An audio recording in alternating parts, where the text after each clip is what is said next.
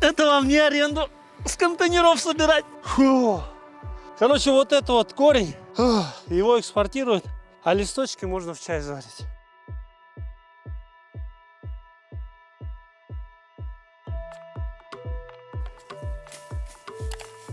Ё-моё, не могу ответить. Всем привет! Сегодняшний выпуск будет посвящен фермерам. Мы в Иссык-Кульской области, и я вам расскажу про одну культуру, которую можно сеять и практически весь объем 100% экспортировать. Бияқта қанша гектар бар? Бияқта 3,5 гектар күздік валериана да. Эмче ушул валериананы алып алыңар? Картошка же башка оңойраак? Биз бул культураны тандаган себебибиз бизде жылдан жылга жер тартыш болуп атат.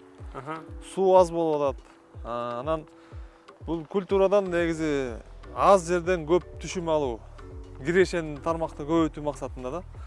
Мисалы мунун 1 гектар валериананын түшүмүн 10-15 гектар арпа, буудай, чөп сепсе, ошонун түшүмүндө кирешелик берилет да негизи. Буюрса. Ошондуктан бул аз жерден көп түшүм алуу максатында. Ошо 1 гектардан канча килограмм валериан табасың? Биздин окушубуз боюнча муну негизи 3 жыл окуганбыз негизи. Ушул 3 жыл? 3 жыл валерианын астында семинарларга барганбыз да, Караколдо семинарга катышып. 1 гектардан көп эмес байке 3 жыл. 3 жыл эми биз 2 айда, 1 айда бир болот да семинар. Кыштын күнү болот ал дагы. То я уже думал, университет керекпи? Жок, анан ушул эгерде ушундай валерианан ушундай болсо, буюрса, гектарына 25 тонна бериш керек негизи. 1 гектардан 25 тонна? 1 Эгерде тонна канчадан сатасыз?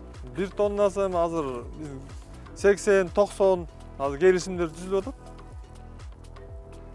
Ошондон 80-90дон болгондо это жакшы болгондо 2 миллионго барыш керек да негизи буюрса. 1 гектар канча миллион? 2 миллион сом. 2 миллион сом.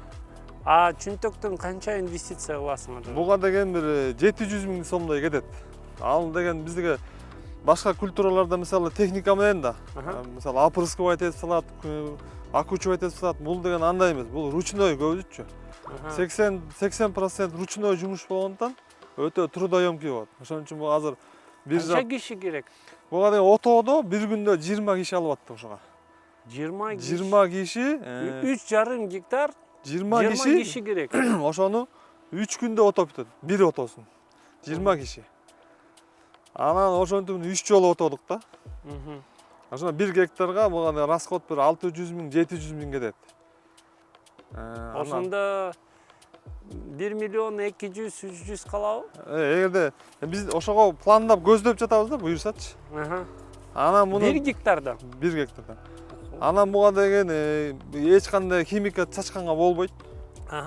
Курт, ар бир культуранын курту бар, оорусу бар да, ошонун баарын органикалык жолу менен курттардан алып келип, буга башка курт жей турган курт кое берип, ошон үчүн жумушу да оор болот да.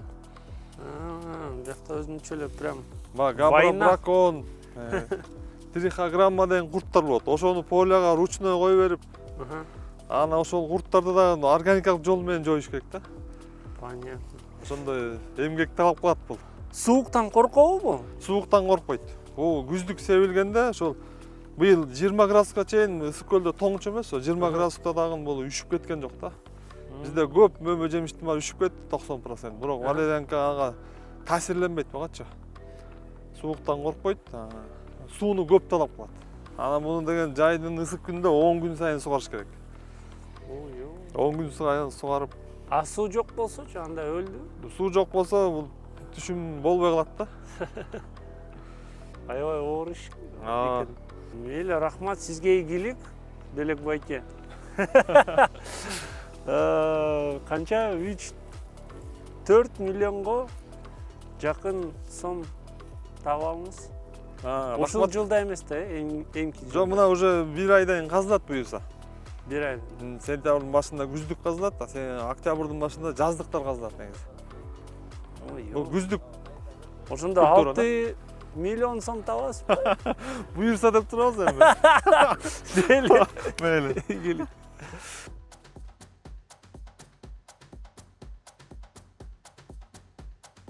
Вот наша валерьяна, или кыргызча айткандай мышык тамыры, корень киски. Что с ним дальше делают?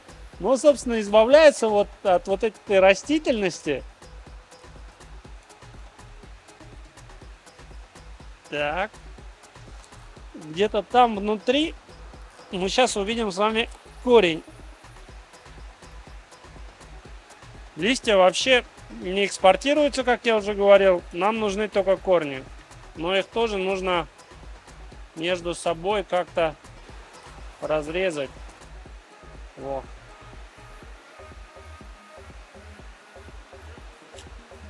Так, нормально нужно сил. Вот он, корень валерьяны. То, ради чего, собственно, весь этот движ. Даже его нужно еще чуть-чуть порезать, чтобы можно было перейти к сушке. Пока более мелко надо порезать. Руки пахнут корнем киски. Это так влияет, это растение, так-то, ну ладно, короче. Задача избавиться от земли по полной. Биту? Ничего себе вы отмыли, как хирургический стол теперь. Эми кургайт, бияктан? Сеткаларга салынат, сеткалардан ургайт. Анан бияка ургандан кийин сортировка. Анда сетка салыш керек да. Ооба. Ой, жүр анда сетка, что ты? Алдап атасың. Ушул сетка. Бул тигилерге салынат. Каяка? Да, буга. Анан? Анан бул эме бияка кирет. Так, в общем, мы положили на такой противень. И теперь все это дело будет сушиться. Токто. Контейнер керек қой бізге? Же биринчи бияка салабызбы? Бугала тиге да салынат. А контейнер тогда эмне керек бар? Ал көбүрөөк абдан урганат. Аз болгондо ошон. Аз бул. Канча убакыт керек буга? Бир сутка. 1 сутка? А контейнерчи? Кандай келет. Ал деле 1 сутка. Окей, так, короче, мы сушим на противне наши нарезанные, помытые корни. Если объем маленький, то можно использовать вот эту сушилку. Здесь в течение суток из вот этого получится вот это. Вот он совсем сухой. Можно ломать прямо его. Но если объем большой, тогда есть контейнер. Пойдемте. В общем, в сезон, когда очень много этого валерьяны, давайте лучше валерьяны. Вот сюда все это складывается, ну и, соответственно, в течение суток сушится. О, вот тут, конечно, запах. Всем, кто вот хочет успокоиться, надо прям в этот контейнер подышать. Вот они, такие вот деревяшки. Выглядят, конечно, не очень, но стоят нормально. Здесь железочка, сюда корень укладывается, и все, сушка идет. Вот даже чуть-чуть вниз упала.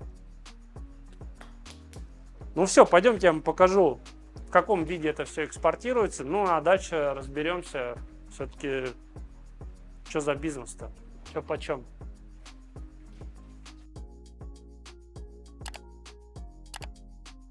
В общем, Белек Байке не отпустил меня, пригласил домой на чай. Вот, и я тут заметил, у него огород такой нехилый. И тут он выращивает облепиха, Байке. Облепиха. Эми үчүн облепих? Ассаламу алейкум, урматтуу жамаат, урматтуу кыргыз элим. Бизде ушундай бир башкаларга, өзүбүзгө жана башкаларга бир пайда болуш үчүн ушу облепиханы анан каракатты тандап алдык. Биздин ошо питомник чакан. Бул максат биздин Тилек Тактагазиев башында турган, Бектемир деген кыргыздын жакшы жигиттери башында турган. Аха. Ошо ысык көлдүн климатына өтө ылайыктуу ошо ягоданы бизге сунушталып жатат, бизге окшогон дыйкандарга. Ошонун бири бул Аблепиха, бул алтайский сорт. Бул деген сортовой, өзү чоң болот, тикенеги аз болот. Ошондо биякта канча соток Аблепиха? Аблепиха биякта азыр 3 сотуктай бар. 3 соток. Канча Аблепиха чыгат? Негизи 10 000 черенок сайганбыз, где-то бир 4-5 000 черенок көчөт чыгыш керек негизичи. Бул көчөт да. 4000 4000дей көчөт чыгыш керек ушул жерден, буюрса. Килограммбы же кандай? Жок, көчөт. Биздин максат көчөт өстүрүү да. Ошондон 4000 көчөт өстүрөт. Аны сата албайсыңар да? Жок, муну деген аз дыйкандар муну гектарлап полияга тигип атат негизи. Көчөттү алып. Анан полиядан анан мөмө берет да. Ошол Всё, понятно. бизде ошол 4 культура бар. Азыр ысык көлгө өтө ыңгайлуу болгон. Ошо биринчиси ушул деген Аблепиха. Экинчиси Значит, ягода эмес, а уже именно ростки продаёт. растки бул көчөт болуп калат да. А эми үчүн Рассада. выгодныйракпы? Негизи любой культураны ошо көчөттүн өстүргөн өзү кирешелүү тармак болуп эсептелет. Ошондо 3 соткадан канча сом табасыз? Могу жерде мисалы 150 сомдон болгондо 4000 көчөт это 600 000 сом болуш керек да. Мен где-то божомолду айтып атабыз, Кудай буйрса деп турабыз. Ничего себе. Андан кийин капельный вариант менен сугарып атабыз. Бул капельный варианттын 10 чакты артыкчылыгы бар. Жердин кыртышын сактайт, борпоңдуулук, жумшак, жылы суу берет, жана түшүмдү 2 эсе көбөйтөт. Мисалы деген 10 тонна бере турган жерде капельный менен сугарса 20 тонна берет да. Алла Тааланын буйругу менен ушул. Анан сууну Канча сом кетти ошого? капельный вариантка 150 000 кетет 10 сотка. 150 000? 1 гектарга капельный вариант менен сугарса, мисалы жөн сугарган сууну 40-30 гектарга сууну жеткизсе болот ушул вариант менен. Сууну үнөмдөөнүн максаты дагы бир пайдасы да. Немецкий го? Шнуц. Немецкий эмеден. Негизи базардан алганбыз. Андан кийинки ошо культурабыз бу. Бизде Россияда Ёшта деп коет. Бул капитан сорту. Ошо муну дагы азыр эң ушул түшүмдүү жана кирешелүү болот. Бул деген сентябрдын аягы, октябрда бышат. Ошо карагат жок болуп калган малда азыр деген Европага жана Кытайга ошо келишим болуп атат. Бул өзү эле биздин Орто Азияда эле күзгүсүн ошол талаадан 300 сомдон башталып 500 сомдон килограмм сатылат да. Ушул жерде канча сотка? Могу жерде деген 7 соткада ошол капитан сорту бар. 7. О, канча килограмм табасыз? Жок, мындан деген биз көчөт сатабыз. Кайра? Көчөттүкү да бул. Болбойт экен это. Интересно. Көчөттү 200-250 сомдон сатып баштадык негизи. Сурап аткандар, келишим түзгөндөр бар. Бул кийин ар бир көчөт 30-40 килограммга чейин берет негизи. Өзү бий көчөт. Анан ушуну сурагандар да өтө көп негизи. Бирок бул карагат өзү биздин көлдө эле өскөн себептен тышка сатууга өтө жеңил тармак болуп. Сизде эмне WhatsApp же Instagram барбы? Кантип сага контакт WhatsApp номер бар негизи. Все, WhatsApp номер беребиз силерге. Если что, вот Белек Байке полностью продаст все росточки, можете выращивать, если вы в Высокульской области. Октябрдын аягынан баштап тигиле баштайт жерлерге. Мына могул өзүнчө бир көчөт. Бул өзүнчө бир көчөт болот. Мощно, мощно. Вот ушул сад Питомник где-то питомник, он 5 сотка же канча? Да, общий 20 сотка. Карагаттын 5-6 сорту бар. Тизер, Жылына Рубен. канча акча табасыз ушул 15 сотканын ичинде? Эгерде Кудай буйрса биздин ошол өстүргөнүбүздү сатсак, это бул 1,5-2 миллион сомго чейин барыш керек да. Биздин ориентир ошондой да. Серьезно? 20 соткадан. 20 соткадан 1,5 миллион? Ал буга да келишимдер бар. Контактта бар, алып кетебиз дегенчи. Өстүрүп бер дегендер бар, ошого дагы. Ошондо негизи биз жаштарга сунуш кылабыз да. Эмгек үйрөтүү, миграцияны жоюу. Что-то мен ишенбей атам сизге, Байке. Что-то какой-то жомок айтып атасыз мага. Получается, питомник выгоднее, чем ягоды выращивать. Питомник деген выгодный болот, бирок питомникти өстүрүш өзү буга деген эме илим керек негизи. Өстүрүш өзү оор болуп эсептелет негизи. Ар бир адам өстүрө албайт да негизи. Эмне үчүн? Бул өстүрүш өзү оор негизи. Эмнеси оор болуп атат? Муну Өзү үйрөттү. ок сыры бар да мунун негизи. Андан сырткары деген бул бар бир нерсе буйрук менен өсөт негизи. Кудайдын буйругу менен ошол болгон Алла менен да болгон байланыш болуш керек да. Рызкы бериши мененчи. Ладно, Белек Баке, Макул анда, давайте салам. сизге ийгилик.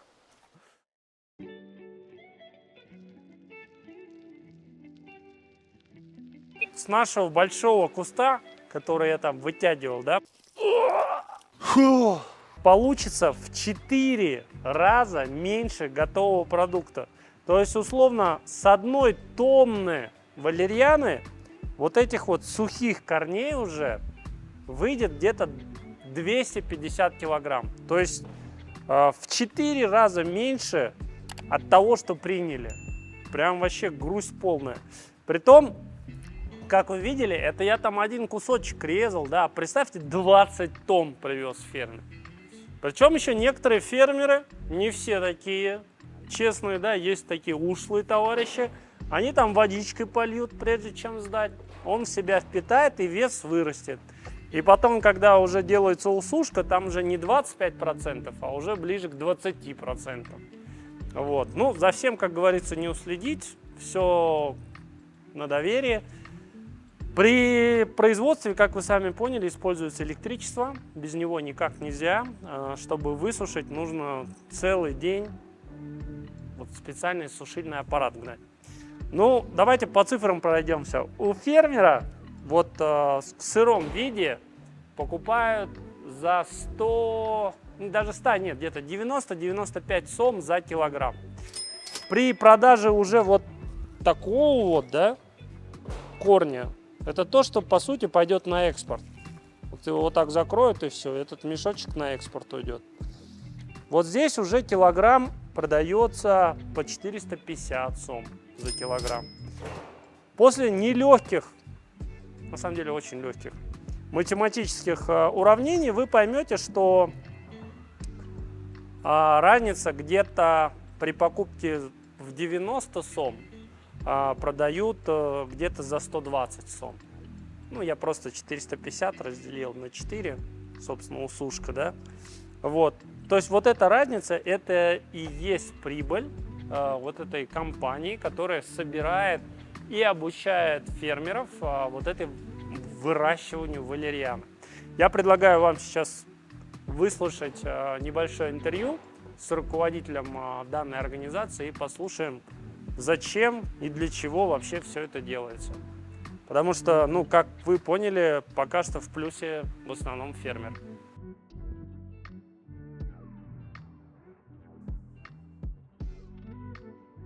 Так, Сонун Гулеже, саламатсызбы? Саламатсыңарбы?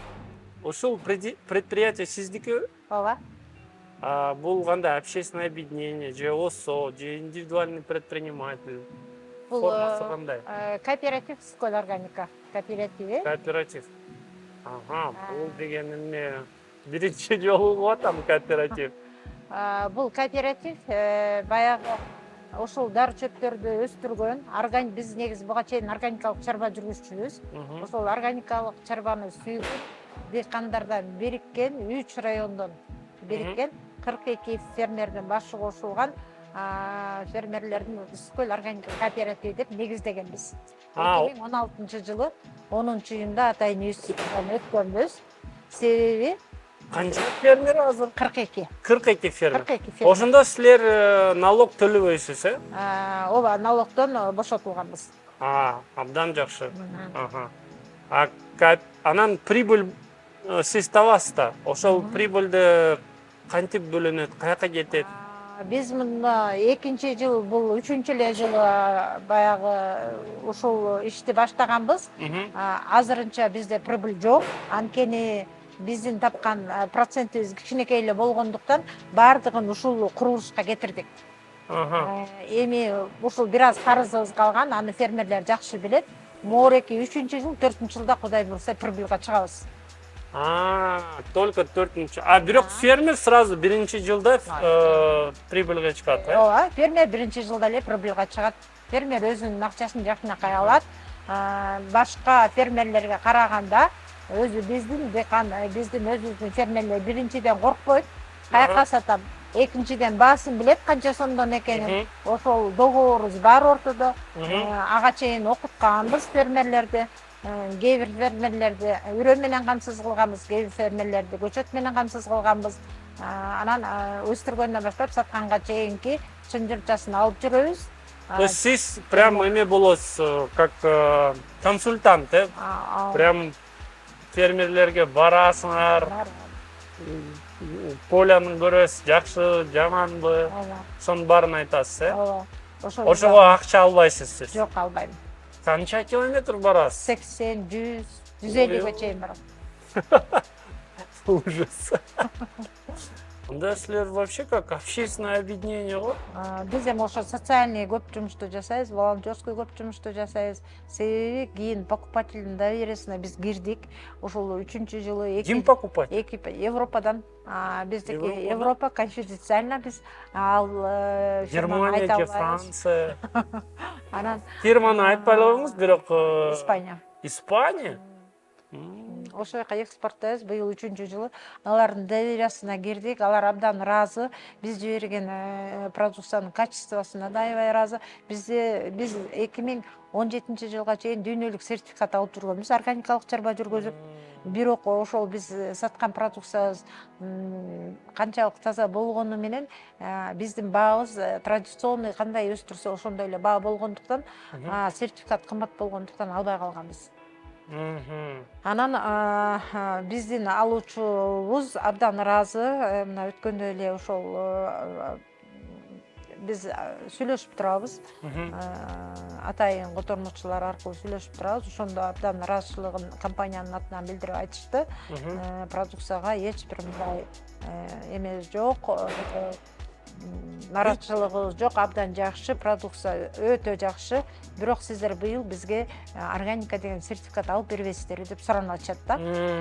Эгерде биз алып бере турган болсок, сиздер анда бизге баа көтөрөсүздөрбү деп сурап атат. Канчадан алат анда? Биздики аябай арзан болуп атат. Сиздерден алган баа, мисалы үчүн 450-470 сом.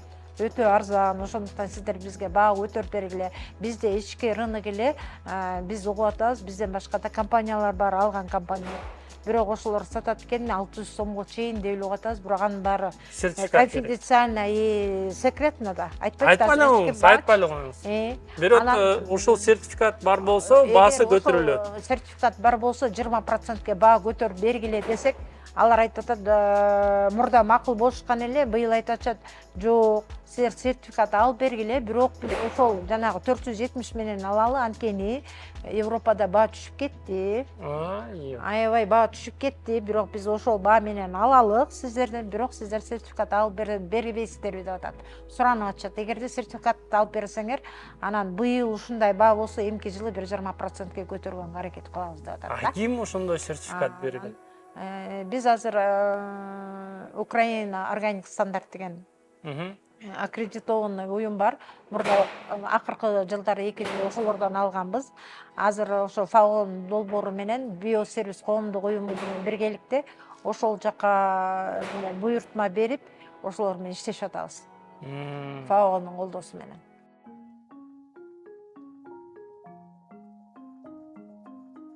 Для понимания объемов, звук пишется, кстати. Для понимания объемов данный кооператив экспортировал 57 тонн вот такого вот сушеного корня валерьяны. 57 тонн. То есть они приняли более 200 тонн сырой валерьяны, чтобы получить вот такой продукт. И еще один немаловажный момент. В союзное время в Иссык-Кульской области был такой совхоз Арашан, Дары Чоп, что-то там. В общем, в свое время союзное выращивали в Кыргызстане, особенно в Иссык-Кульской области, вот такие вот, ну, скажем, лечебные травы. Что можно сказать, сейчас идет возрождение.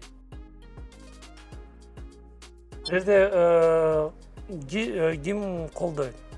Өкмөт же общественное объединение? Эч ким колдобойт биздики. Биз өзүбүздүн эле аракетибиз менен эле ушуну чуркап жүрөбүз. бирок былтыр ушул Гогрин долбооруна баягы жашылдандыруу тоол аймактагы дыйкандарды колдоо долбоорунан дагы бул бир сушка жетпей, бул өзү аябай объемный болот. Бирок кургап келгенде кепкенедей эле болот. Объемный болгондо бул жерге, могул жерге керек болсо 2 тонна валериана батат. Ошондуктан баягы валериананы эгерде бир жерде кечке турса алда чирип кетет. Ошол көптөгөн бир нюанстар бар. Ошон үчүн кошумча ары жакта сушка алдык ошол долбоордун колдоосу менен. Анан мына 2 мотороллорду алып алганбыз. Бул дагы абдан жакшы экен. Бул 2 кишинин кызматын аткарат. Баягы бул лотокторду ташып, ичине киргизип, чыккандарды ушуну менен ташып, бул жерге жеткирип абдан жакшы жардам болуп атат ушу Гогрин долбоору менен. GIZ, JICA, USAID ошондой организация силерге? Жок, USAIDке 2 жолу заявка бергенбиз, бирок бизди колдогон жок, өткөн жок заявкабыз. Июньдө долбоор менен 2017-жылы мына рекинде шкафтарды утуп алганбыз. Могу шкафты. Ошол 2017-жылы. Анан азыркы күндө ошол ФАОго биз кайра муну иштетели деп биз Срё катары эле бир компанияны байытып атабыз. Ошон үчүн бизди кандайдыр бир кайра иштетилген, терең иштетилген эфирный масло жана экстракт чыгарсакпы деп ошол аракетте долбоор берип буюрса уттук деп айтсак болот.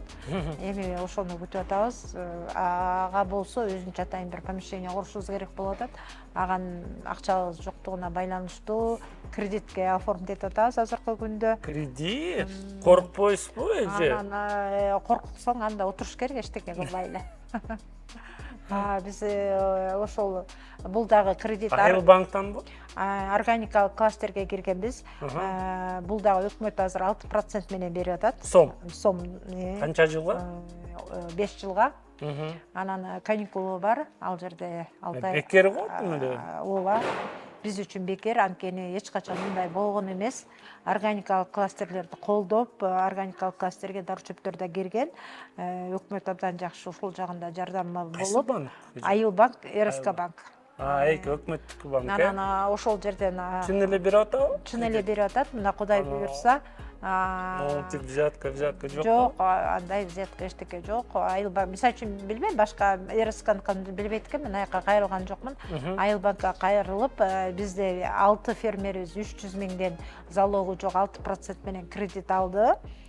Ошондой кредит берсе, мен жыргам. Ошол аябай жакшы, бул абдан жакшы өнүгүүгө.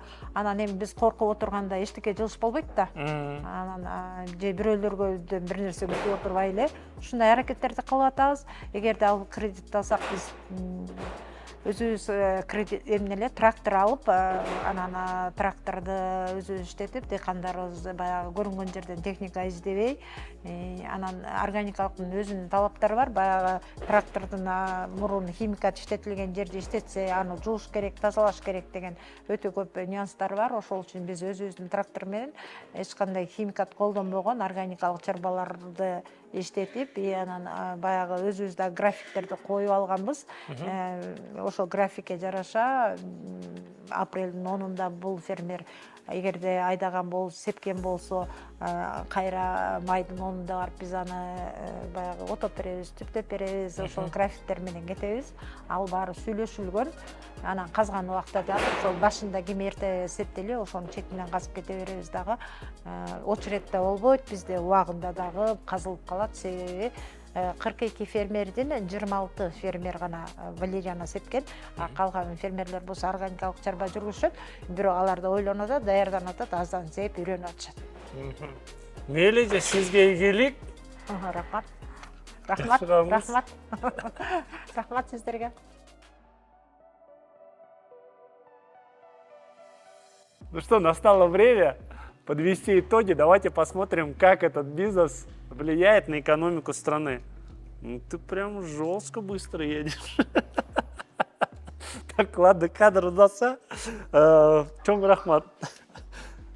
В итоге, смотрите, фермеры-красавчики собрались в кооператив и теперь смогли добыть очень хороший контракт для экспорта вот такой вот необычной продукции. Раньше, вообще никому бы и в голову не пришло это выращивать на полях. Теперь они дошли до этого, более того, зарабатывают хорошие деньги, есть перспектива даже повысить стоимость их продукции, если они получат сертификат. Все это к чему я веду? Благодаря их деятельности, возможно, все больше фермеров начнет выращивать эти травы. Причем не только валерьяну, да, но и еще какие-то другие травы, которые необходимы в производстве медикаментов. Что тогда произойдет? Здесь появится такая хорошая сырьевая база. А если появится хорошая сырьевая база, я уверен, что фармацевтические компании, которые работают в Кыргызстане, которые сейчас в принципе ничего не производят, у них появится сырье, они увидят, сколько можно на этом сырье производить, и вполне возможно это даст толчок к тому, что на территории Кыргызстана появятся, ну, назовем это прям фармацевтические заводы, которые смогут производить из натуральных трав какие-то лекарства. Так что, надеюсь, у них все получится. А вы подписывайтесь на мой YouTube-канал, нажимайте на колокольчик, ставьте лайки и оставляйте умопомрачительные комментарии.